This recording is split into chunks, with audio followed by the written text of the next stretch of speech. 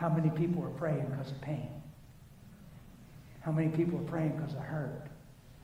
Because of facts? And not because of eternal truth and mercy and love and forgiveness. What's Jesus saying on the cross? Beat beyond description. Let men hit him. What's he say? I hope you're keeping track of every fist and every person, God, paying their due. Sure is good I'm Jesus and know everything, because I got a mental record of every single blow and who did what. Forgive them, Father. This is literally what he's saying. They're blind and have no clue who they are. How could they possibly know me? Forgive them. They don't even know what they're doing.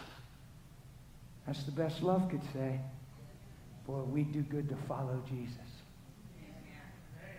Start saying stuff like this when you're my wife in the bedroom crying and I've been brutally rude and unloving and unkind. God, would you have mercy on that man? He has no idea who he is. He doesn't see what he's doing to these children. He has no idea what he's on the earth for. God, if he knew who he was, if he was filled with your Spirit, he wouldn't be saying the things he's saying, God. He wouldn't be doing the things he's doing. Would you have mercy on my husband? Because I know he's so much more. And would you give me grace and wisdom and ability to continue to love him like you do, right where he's at, till we see your Son formed in him. God, thank you for loving my husband. Ooh, I bet you God would hear that. Boom!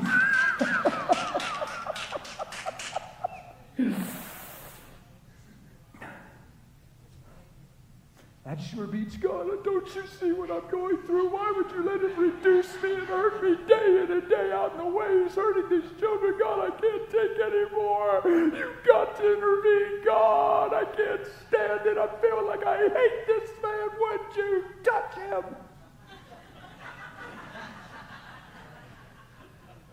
Unfortunately, that's probably the more normal prayer.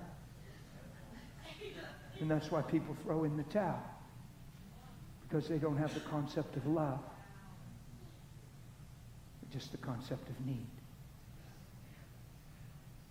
But love doesn't seek its own, so that swallows up need. Are you all with me?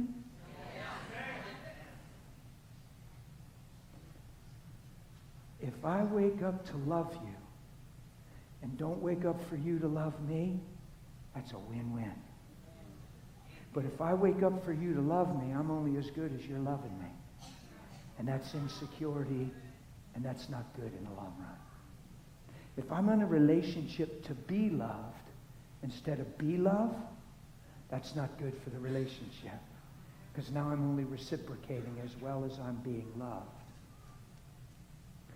We say in the church, marriage 50-50. I disagree. Marriage is I love you. We say in the church, men have needs and women have needs. No, my need is to be more like him. They say God made us certain ways, and we need to facilitate those things. We need to be there for each other and understand our makeups. No, that's giving people permission to be less than what they're created to be, because if their spouse isn't fulfilling that, now I have a permission slip to not be whatever it is they're supposed to be feeding.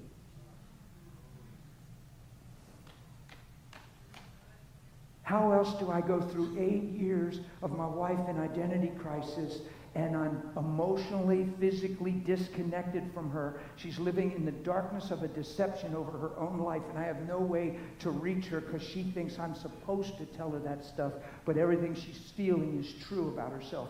I'm preaching the country, traveling, preaching identity. My own wife is believing one foul lie that robs her of 8 years of flowering and flourishing, but it cost everybody in the house. If we don't walk in love, my kid said, is our mom crazy? No, she's deceived. She's believing a lie. And if you've ever prayed for anyone, pray for your mother from your heart. Is our mom crazy? Do we have a crazy mom? No, you have a mom that's deceived, believing wrong things. If I'm not secure and I don't know who I am and I need something from her, she ain't got nothing for me now. She's a dry cup. I'll be thirsty. If I need her physically, I'm in trouble. If I need her emotionally, I'm in trouble. Well, then why else are you in the relationship? To love her like Christ loves his church. If I'm in it for what I can get from her, I'm bankrupt because she's bankrupt. But I'm not bankrupt, and I have something to give, and it's called him. And love never fails, so 8 years is like 8 hours. 8 years. Why do you let time change truth? When truth makes you free, and heaven and earth's going to pass away, and his word's going to remain. Probably ought to live by truth, not time. You see why I come across the way I do? Confident and sure. You ought to feel what I'm feeling telling you this stuff. I feel like a rooster crow coming on.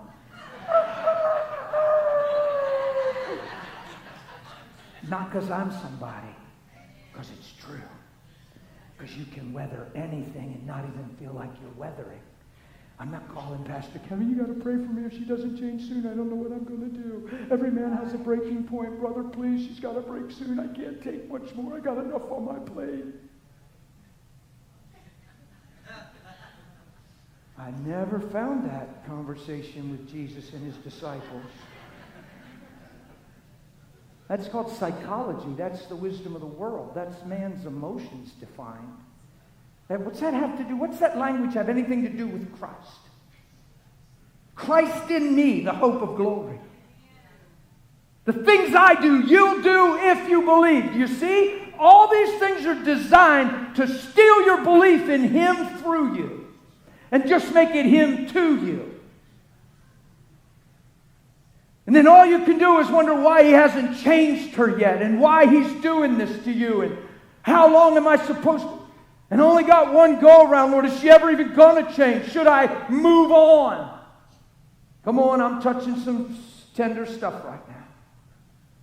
Look, if you've made those decisions, just go, man, I don't want to ever live that way again. Who knows you're not judged by what I'm saying. In all you're getting, get what? So if we can't teach understanding without getting condemned, we're really in trouble. What I'm saying is it doesn't matter where you've been. It doesn't matter what you've done. It doesn't matter right now if you're on your third marriage. It has to be because some of these things are alive in you. And at what point do we draw the line and say, never again am I going to live vulnerable like that? I'm going to pursue Christ and live Christ, period. I'm not condemning you if you're divorced. I'm not condemning you if you walked out on someone. I'm saying there's always a reason. It's usually psychological and justified in human wisdom. But when did he ever walk out on you and me? Who are we following? Hopefully him and not one another.